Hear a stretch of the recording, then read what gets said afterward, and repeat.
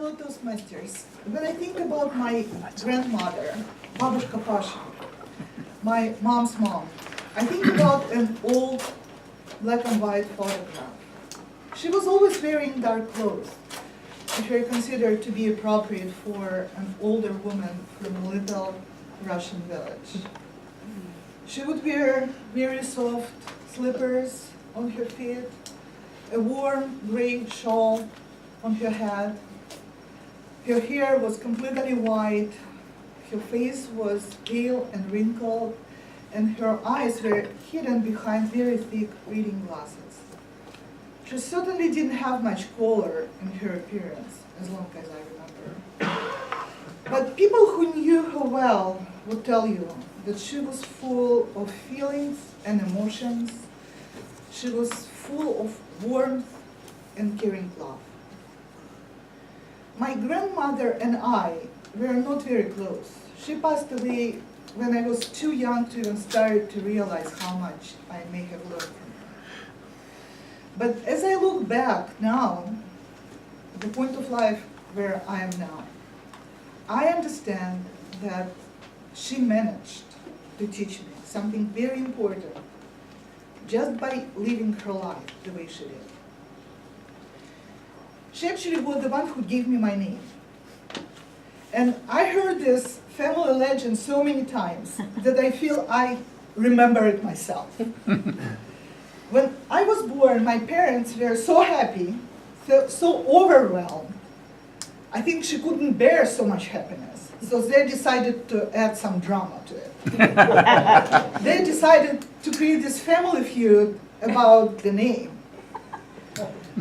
My father wanted me to be Irina. Actually, he wanted me to be a boy. But this didn't happen, so sorry, Dad.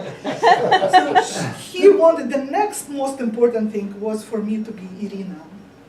And my mom, who I think had all the right to choose the name, wanted me to be Olga. And I know it doesn't sound that serious to you, but believe me, at that time in that country, we didn't have the luxury of having several names. The name had to be chosen very quickly, so they could make it official, they could make me official.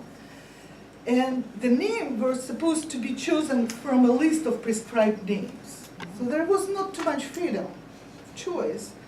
And my parents, and I don't want to demonize them, they're very kind, they were very smart, wise people, but for some reason, they couldn't get to a compromise at all.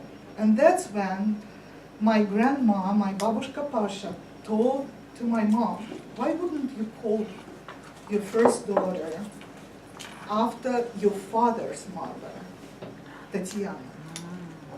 And as you can imagine, it worked for everyone. It was my mom's mom who has chosen my name. It was my dad's mom after whom I was called, I was named. And my parents, I suspect, they thought they will go back to their feud with their next child. But by that time, I was the one choosing, and it's a different story. What I want to tell you is about my grandma and the way she would always find a solution, a very simple one, but the solution which would work for everyone in the family. And there are very important things about the way she would find this solution. They were very simple. There was never any trickery or manipulation, just an honest desire to keep everyone happy and to keep the peace in the family.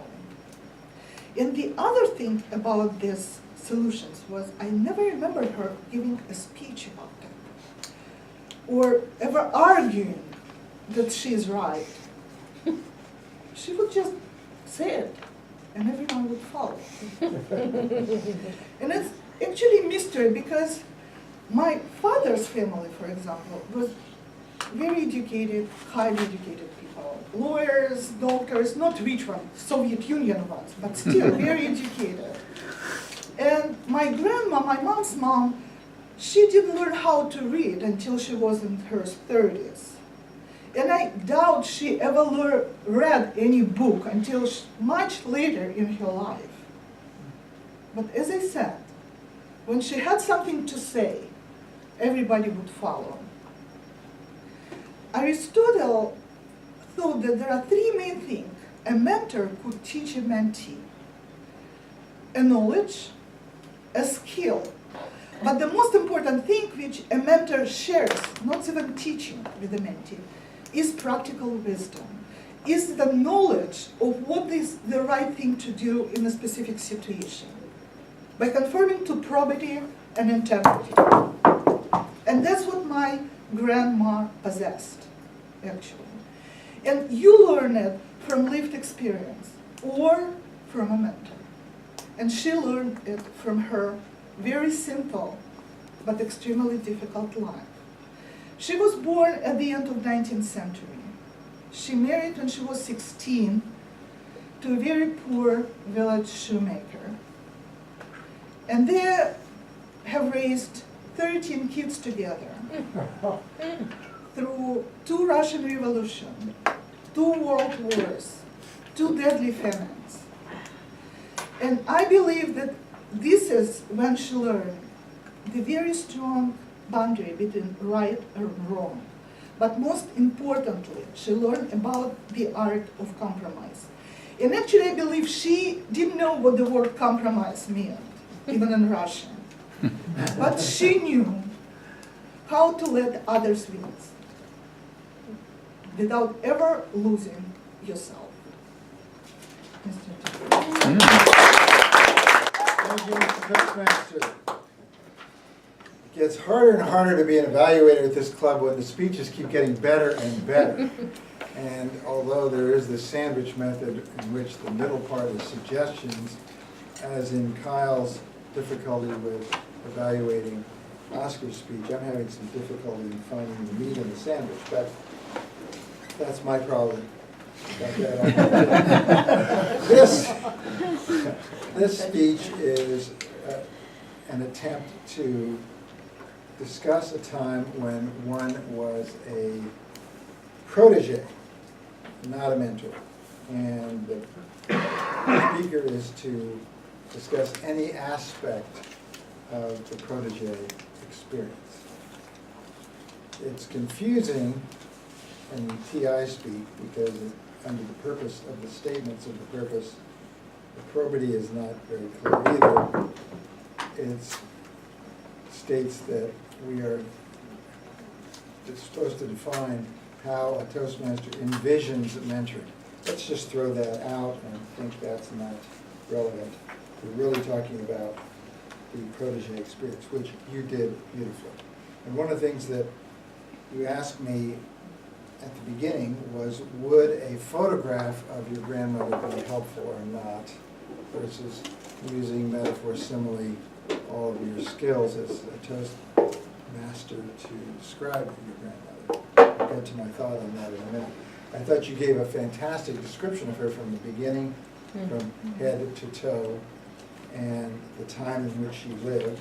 I loved your storytelling, the family memoir, the whole boy, Irina, Olga saga, and then how Tatiana was the perfect solution.